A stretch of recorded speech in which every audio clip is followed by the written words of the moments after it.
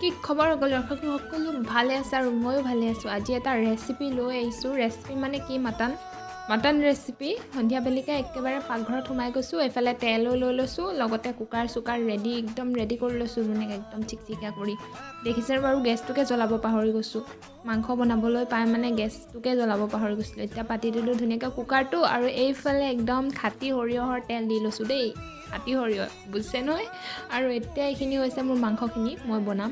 মাংস মই ইমান বেছি নবনাওঁ, কিন্তু যেতিয়া বনাই একদম টিপ টপ বনাওঁ কৈছোঁ নে কি ক'ম। আৰু এতিয়া তেলতে ইলাচি, লং, ডাল মিৰ্চি কি আছে সকলোখিনি দি ল'লোঁ। অকণমান ৰঙা পৰালৈকে লৈছোঁ আৰু তাৰপিছত ইয়াতে পিঁয়াজখিনি দিছোঁ। পিঁয়াজ আৰু ৰচুনবিলাক অকণমান বেছিকৈ হ'লে ভাল হয়নে বাৰু, মাংসটো খাবলৈ সোৱাদ হয়।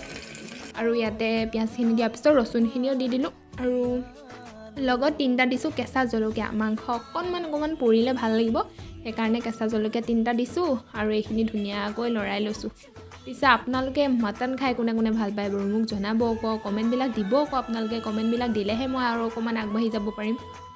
দেখিছেনে বাৰু ইমান দিন অকলে চলাই আছোঁ ইউটিউবটো, মানে কমেণ্ট আহে বাৰু, নাহে বুলি নকওঁ, মাজে মাজে আপোনালোকে দিব আকৌ সকলোৱে, যিসকলে মানে মোৰ ভিডিঅ' চাই ভাল পায় তেওঁলোকক কৈছোঁ।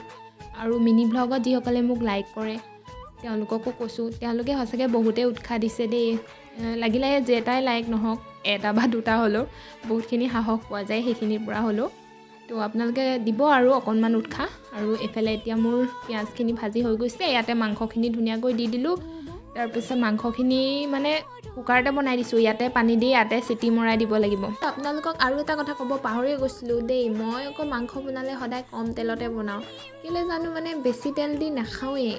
কমজোজ বুলি নহয়, কথাটো মানে কি, যিয়ে নবনাওঁ কম তেল দি বনালেহে খাই ভাল লাগে। কিন্তু কিছুমানে বেছি তেল দিও খাই ভাল পায় বাৰু। আৰু বেলেগত খোৱাটো বেলেগ কথা। মই বেলেগত খাই দিওঁ বাৰু, কোনোবাই যদি বনায় বেছি তেল দি, নাখাওঁ বুলিও নকওঁ। কিন্তু মই বনালে সদায় সেই কমকৈ তেল দি পাওঁ, বেছি নিদিওঁ। আৰু এইফালে এতিয়া ভেবিব বাদ দিছোঁ। এইফালে এতিয়া আলুখিনি ধুনীয়াকৈ দি ল'লোঁ। আলুখিনি দিয়াৰ লগে লগে তাতে নিমখো দি দিলোঁ। মই মাংস বনোৱা ছিষ্টেমটো অকণমান বেলেগ হয়, মানে মই যেনেকৈ জানো তেনেকৈহে বনাওঁ দেই। আপোনালোকে বা কেনেকৈ বনায়, আৰু আপোনালোকে মই গম পাওঁ বাৰু বহুতেই ভালকৈ বনায় বাৰু। আৰু মই এনেই জাষ্ট ভিডিঅ'টোহে কৰিছোঁ। আৰু ইয়াতে ভাজি মেলি ৰঙা পৰাৰ পিছত পানী দি দিলোঁ। মানে কথাটো কি হ'ল, কুকাৰত বনালে অকণমান বস্তুটো মোৰ ভাৱ হয় যে অকণমান ভালকৈ সিজিছে নিচিনা, চিটি কেইবাটাও মৰাই দিলে তেনেকুৱা লাগে। ছাগলী মাংস বিশেষকৈ মোৰ কেৰাহীত বনালে মানে বনাই থাকে উতলাই থাকিলেও যিমান হ'লেও কিবা এটা মানে অনুভৱ হয় যে মানে নাই সিজা নেকি। কিন্তু কুকাৰত বনালে মানে মোৰ সেইটো অনুভৱ নহয়। বহুতকেইটা চিটি মাৰি দিয়াৰ পাছত মানে একদম যেন সিজি গৈছে ধুনীয়াকৈ, তেনেকুৱা অনুভৱ হয়। আৰু এইফালে ধনিয়া চনিয়া ওলাই ল'লোঁ। অলৰেডি মোৰ মাংসখিনি হৈ গৈছে কেইবাটাও চিটি মৰাৰ পিছত। মই এতিয়া ইয়াতে মাংসখিনি উলিয়াই ল'লোঁ ধুনীয়াকৈ।